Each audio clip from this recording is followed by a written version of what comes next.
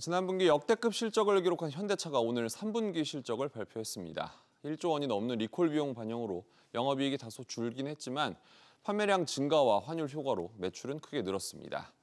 반면 포스코는 태풍 흰남노 여파로 초라한 성적표를 받아들었습니다. 신성호 기자가 하나하나 알아봅니다.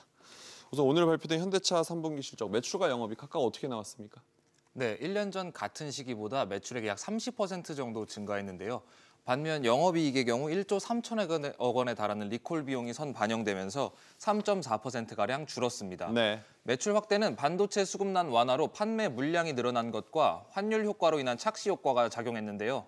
실제로 분기별 평균 원달러 환율은 3분기 기준 올해 초보다 약 100원 정도 뛰었습니다.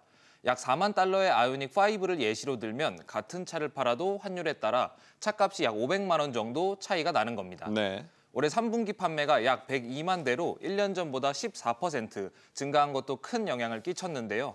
특히 전기차와 제네시스 등 상대적으로 고가 차량의 판매가 늘었습니다. 내년부터 어쩌면 북미 전기차 보조금을 못 받을 수도 있게 되는데 그렇게 되면 현대차의 올해 4분기 실적 전망은 어떻게 볼 수 있을까요? 네, 우호적인 환율 상황, 거기에 아이오닉 6 등 신차 판매 효과로 4분기 실적 역시 긍정적일 것이라는 게 현대차 측의 전망입니다. 네. 인플레이션 감축법에 따른 전기차 보조금 이슈와 관련해선 가격 정책과 공급망 수립 전략을 병행하겠다는 입장을 밝혔습니다.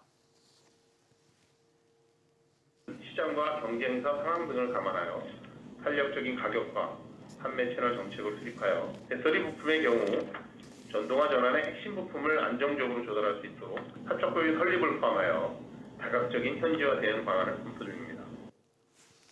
오늘 실적이 나온 회사 중에 대비되는 케이스도 있는데 보면 태풍 흰남노 직격탄을 맞은 포스코그룹, 지주회사인 포스코홀딩스 실적이 나왔죠. 3분기 실적, 이익 얼마나 줄었습니까? 네, 연결 기준으로 약 21조 원의 매출과 그리고 9,200억 원의 영업이익을 기록했습니다. 영업이익이 1년 전보다 3분의 1 수준으로 급감했는데요. 네. 문제는 태풍 피해 복구가 계획대로 연말까지 마무리되더라도 4분기 실적 역시 영향을 받는다는 겁니다.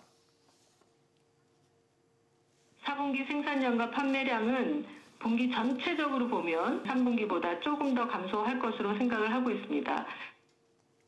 네, 한편 이번 주 기업들의 실적 발표가 이어지는데 삼성전자의 경우 3분기 잠정 영업이익이 1년 전보다 약 31% 감소한 것으로 잠정 집계됐고 SK하이닉스는 영업이익이 2조 원 수준에 그칠 것으로 전망되는 등 반도체 업계의 한파가 예상됩니다. 우리 주력 산업 어떻게 갈지 한번 보겠습니다. 신 기자 잘 들었습니다.